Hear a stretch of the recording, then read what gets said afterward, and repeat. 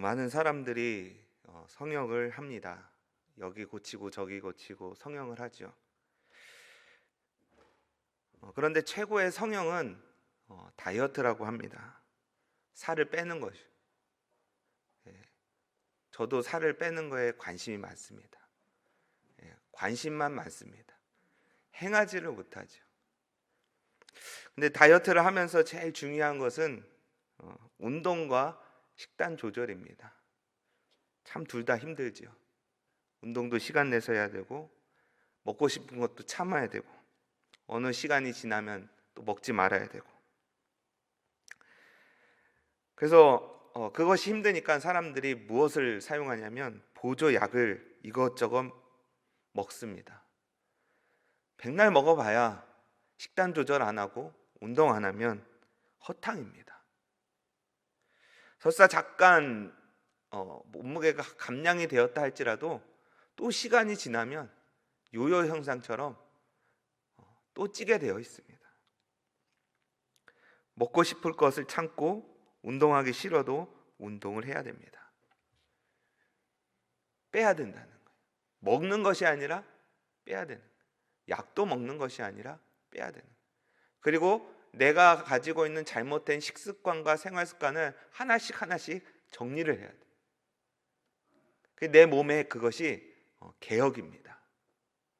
개혁이라는 것은 뭘 계속 추가하는 것이 아니라 이 프로그램 저거 이것저것 막 추가하는 것이 아니라 지금 내가 가지고 있는 잘못된 습관들, 잘못된 것들, 잘못된 마음들을 하나씩 제거하는 것이 여러분 개혁입니다.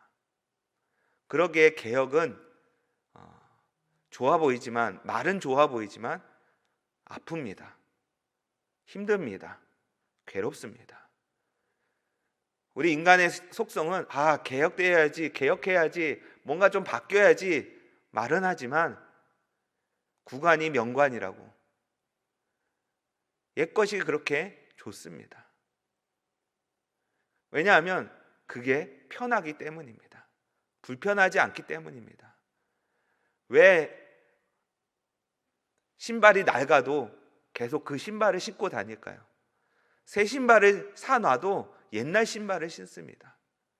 왜냐하면 그 옛날 신발이 내 발에 편하기 때문입니다. 새 신발을 안 신어요. 새 신발을 신으면 어떻습니까? 뒤꿈치가 까지고 불편합니다. 잠시 동안은. 그런데 또 그것 또한 시간 지나면 또 발에 또 맞아 떨어져서 편해지는 것이죠. 우리의 신앙도 마찬가지입니다. 신앙의 성장과 성숙이 있다는 것은 그만큼 나 자신을 개혁해야 된다는 것이에요. 낮아져야 되고 뭔가 계속 버려야 되는 것이 우리는 신앙의 개혁입니다.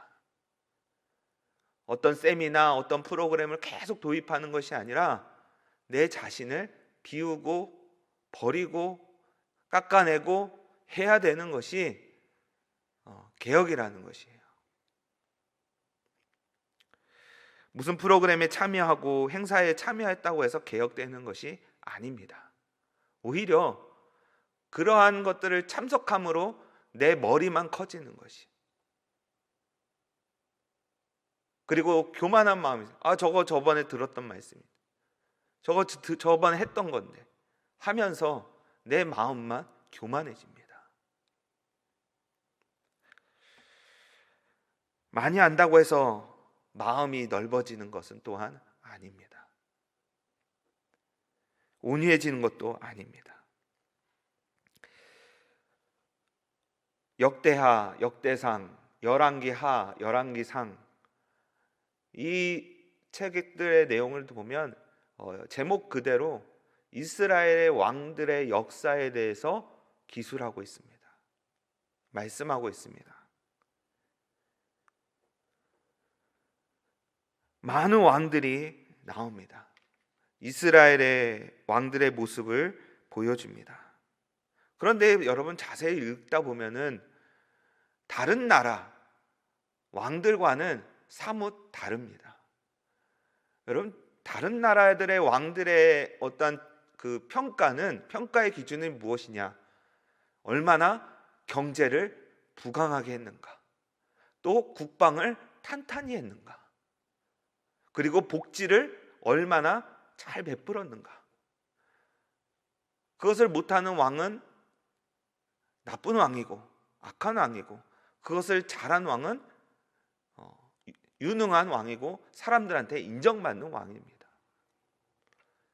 그런데 이스라엘의 왕들의 평가의 기준이 무엇이냐면 바로 다윗입니다. 다윗의 길로 행하였는가? 아니면 여로보암의 길로 행하였는가? 다윗의 길로 행하였다면 선한 왕이고 좋은 왕입니다. 그가 어떠한 경제적으로 부흥시키거나 군사적으로 강력한 군사를 갖추었다고 해서 그런 것이 아닙니다.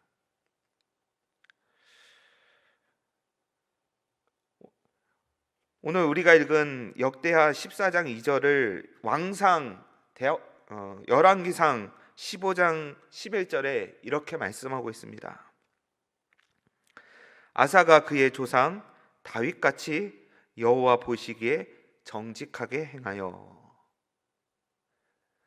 같은 본문인데, 같은 맥락의 본문인데, 아사가 그의 조상 다윗같이 여호와 보시기에 정직하게 행하여. 다윗의 나라, 이 나라는 어떤 나라일까? 하나님이 통치하시는 나라입니다.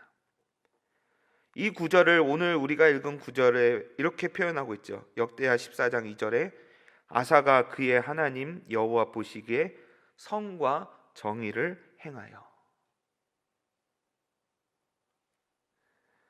다윗과 같이 행하였다라는 것을 그리고 정직하게 행하였다는 것을 성과 정의를 행하였다.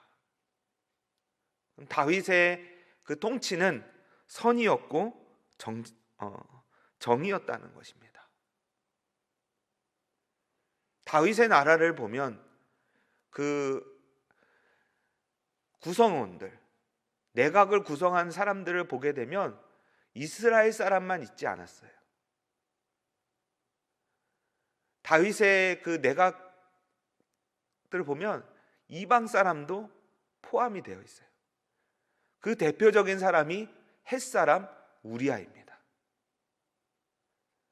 물론 나중에 다윗이 그의 우리아의 아내를 취하여서 죄를 범하지만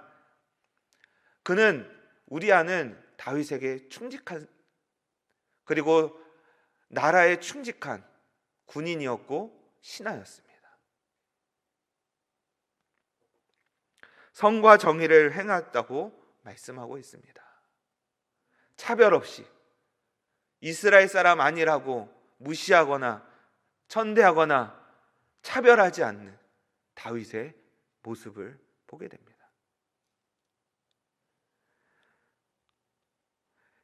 아사도 그의 길로 행합니다. 아사 왕도 그의 길로 행합니다. 성과 정의를 행하였다는 것이 백성들에게만 법을 엄격하게 적용했다는 말씀이 아닙니다. 그의 개혁은 밑에서부터의 개혁이 아닌 위로부터의 개혁이었습니다. 다시 말하면 나 자신부터, 왕인 나부터, 아사부터 개혁이 시작이 되었습니다. 그 대표적인 사건이 우상 숭배하는 그의 어머니를 폐위시킨 것입니다. 어머니라고 해서 봐주지 않습니다. 팔은 안으로 굽는다고 하지요. 그런데 더욱 엄격하게 자신에 대해서, 또 내 가문에 대해서 하나님의 말씀을 들이대며 개혁이 시작이 된 것입니다. 성전에 있는 우상들, 아세라 목상들, 주상들을 깨트리고 찍었다라고 말씀하고 있습니다. 종교 지도자들부터 개혁이 시작이 된 것입니다. 진정한 지도자는 자신을 살핍니다. 왕이라는 자리는 그 위에 하늘밖에 없습니다. 그러기에 하늘을 두려워하지 않는 지도자는 기고만장할 수밖에 없는 것입니다. 백성들이야, 또 왕 밑에 있는 사람들이야 왕을 두려워하고 또 그 위에 있는 사람을 두려워하고 그렇게 살아가지만 왕은 그렇지 않지요. 왕 위에는 하늘밖에 없습니다. 그러기에 왕이 하나님을 두려워하지 않는다면 그보다 더 기고만장하고 교만한 사람이 없다라는 것입니다. 그러기에 여호와가 보시고 있다는 마음이 그 왕에게는 가득해야 됩니다. 그래서 이스라엘 왕은 항상 제사장을 옆에 두고 하나님의 말씀을 늘 듣고 자신을 살펴야 하는 것이 왕의 임무 중에 하나입니다. 신명기서 17장 18절에서 19절 이렇게 말씀하고 있죠. 그가 왕위에 오르거든 이 율법서의 등사본을 레위 사람 제사장 앞에서 책에 기록하여 평생에 자기 옆에 두고 읽어 그의 하나님 여호와 경외하기를 배우며 이 율법의 모든 말과 이 규례를 지켜 행할 것이라.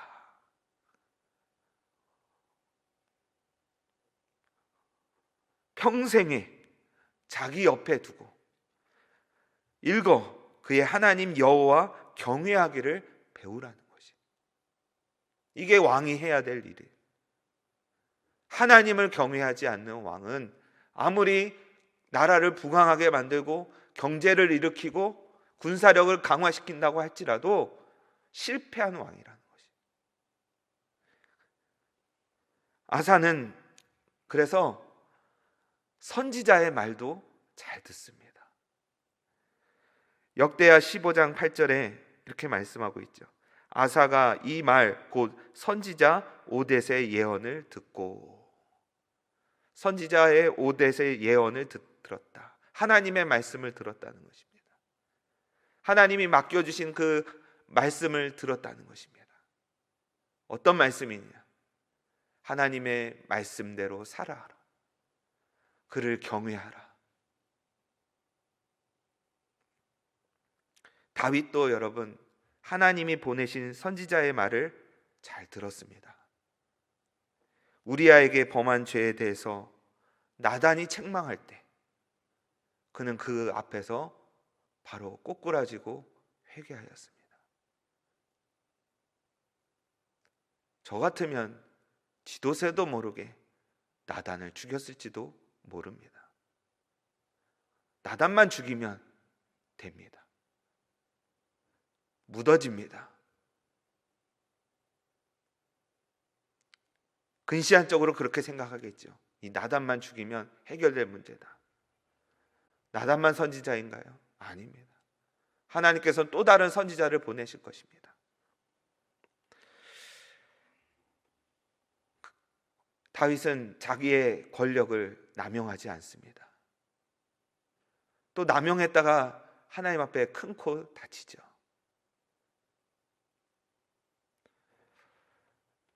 아사도 그렇게 선지자의 말을 듣는 왕이었습니다. 높은 자리에 있는데 누군가에게 나에게 말을 한다는 것은 쉽지 않습니다. 직언한다는 것은 쉽지 않은 일입니다. 때로는 목숨을 걸고 직언해야 되는 것입니다. 아사는 듣는 귀가 있었습니다. 듣는 마음이 있었습니다. 교만하지 않았습니다.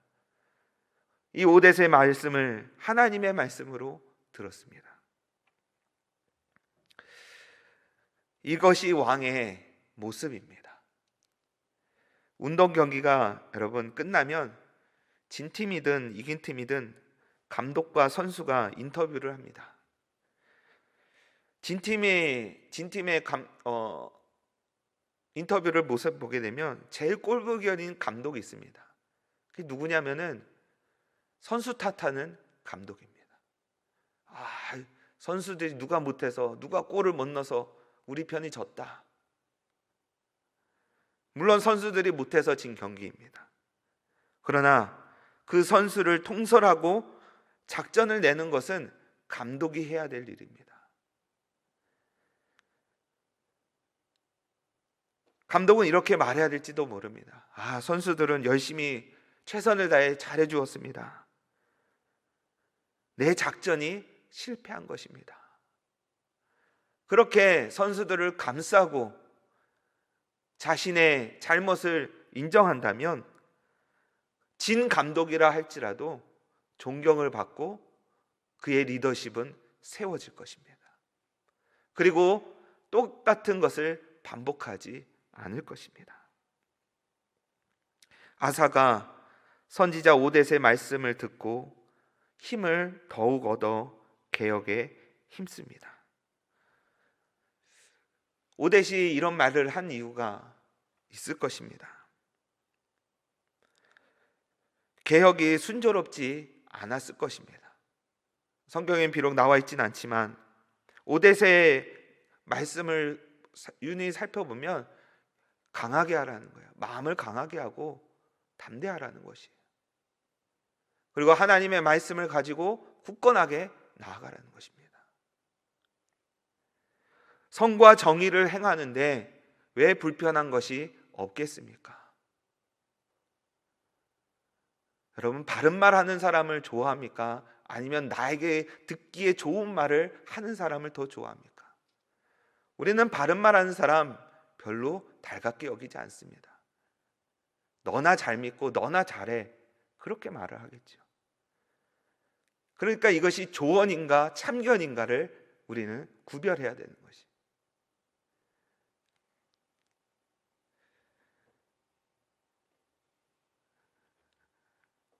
아사가 하나님의 말씀에 힘을 얻고 하나님의 일을 계속 하니까 하나님께서 아사와 함께함을 백성들이 보는 것입니다. 그래서 15장 9절 중반절에 이렇게 말씀하고 있죠. 이는 이스라엘 사람들이 아사의 하나님 여호와께서 그와 함께 하심을 보고 아사에게로 돌아오는 자가 많았음이더라. 그 개혁이 힘듭니다. 그 개혁이 불편합니다. 아세라 신상, 주상들을 왜 부셔뜨려야 되는가?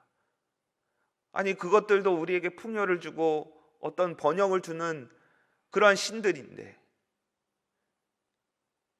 백성들도 그것들을 섬기고 있는데, 사회가 그렇게 만연되어 있는데 왜 굳이 그것을 부셔서 우리를 불편하게 만드는가?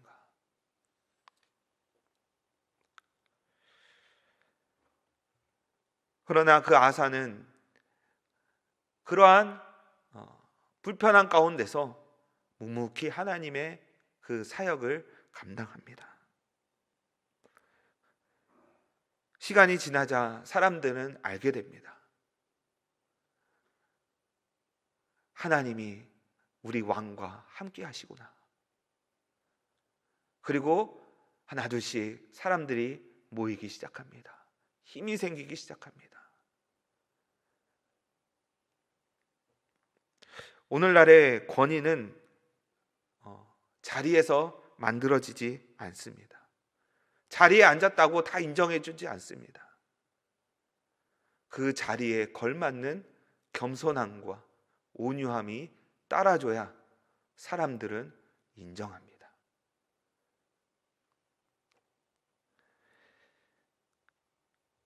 바울도 예수님을 만나서 자기 자신을 개혁합니다. 자신이 가지고 있던 모든 스펙들을, 모든 조건들을 다 배설물로 여깁니다. 좋게 말해서 배설물이지 똥오줌으로 여긴다는 것이에요. 빌립보서 3장 4절에서 9절을 보게 되면 바울은 이렇게 말씀합니다. 그러나 나도 육체를 신뢰할 만하며 만일 누구든지 다른 이가 육체를 신뢰할 것이 있는 줄로 생각하면 나는 더욱 그러하니라. 나는 8일 만에 할례를 받고 이스라엘 족속이요 베냐민 지파요 히브리인 중에 히브리인이요 율법으로는 바리새인이요 열심으로는 교회를 박해하고 율법의 의로는 흠이 없는 자라. 그러나 무엇이든지 내게 유익하던 것을 내가 그리스도를 위하여 다 해로 여길 뿐더러 또한 모든 것을 해로 여김은 내 주 그리스도 예수를 아는 지식이 가장 고상하기 때문이라. 내가 그를 위하여 모든 것을 잃어버리고 배설물로 여김은 그리스도를 얻고 그 안에서 발견되려 함이니 내가 가진 의는 율법에서 난 것이 아니요 오직 그리스도를 믿음으로 말미암은 것이니 곧 믿음으로 하나님께로부터 난 의라. 아멘. 바울은 자신이 가지고 있는 혈통, 인맥, 학벌 그 모든 것을 다 배설물로 여겼다는 것이. 그의 가문조차도 배설물로 여겼습니다. 바울이 그렇게 배설물로 여겼던 것을 지금 우리는 너무나 소중하게 여깁니다. 물론 그것 없이는 못 살아갑니다. 그것이 있어야 삶을 살아갈 수 있습니다. 그러나 그것에 목매이지 않는다는 것입니다. 오늘날의 우리의 개혁은 어떻습니까? 나로부터의 개혁입니까? 아유, 저 사람이 변해야지. 다른 사람이 변해야지. 나는 의로워. 난 잘 믿고 있어. 난 잘 살고 있는 것 같아. 그렇게 생각하고 있지는 않습니까? 아유, 사람 쉽게 안 바뀌지. 다른 사람도 그렇게 살아가는데. 사람 바뀌면 죽어. 그렇게 얘기를 할 것입니다. 자기 합리화하고 핑계를 대고 그렇게 살아갈 것입니다. 저 또한 그렇게 살고 있을 것입니다. 말씀에 비추어서 나에게 엄격합니까?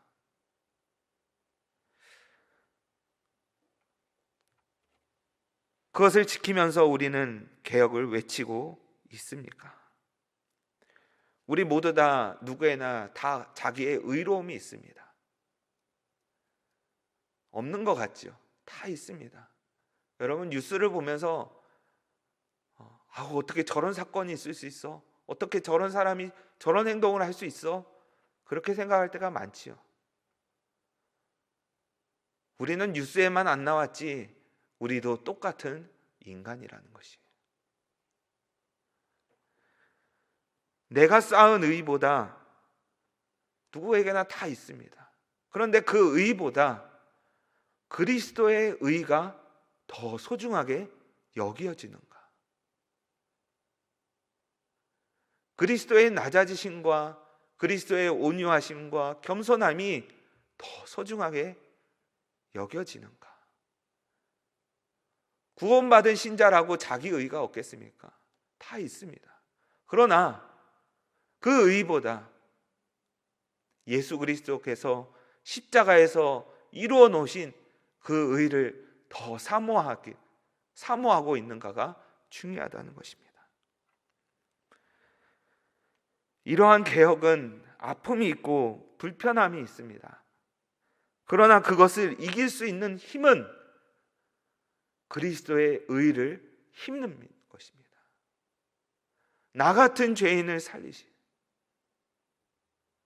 여러분, 나 같은 죄인이 눈물 콧물 좀 흘렸다고 용서받을 죄인입니까? 그렇다면 예수님께서 십자가에서 죽으실 필요가 없는 것입니다.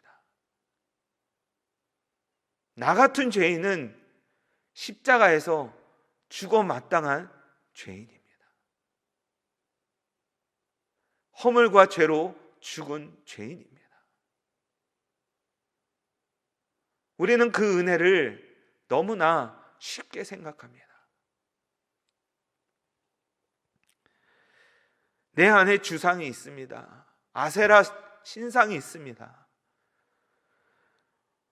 빠지고 찢겨지고 해야 될 그 우상들, 그 탐심들, 그 교만함들, 다 있습니다. 우리는 늘 번영을 바랍니다. 형통을 바랍니다. 이기적인 마음들, 이것이 우상숭배의 근본입니다. 그래서 성경은 말씀하시죠. 탐심은 우상숭배니라. 탐심은 우상숭배니라. 이기적이고 나만 아는 마음들.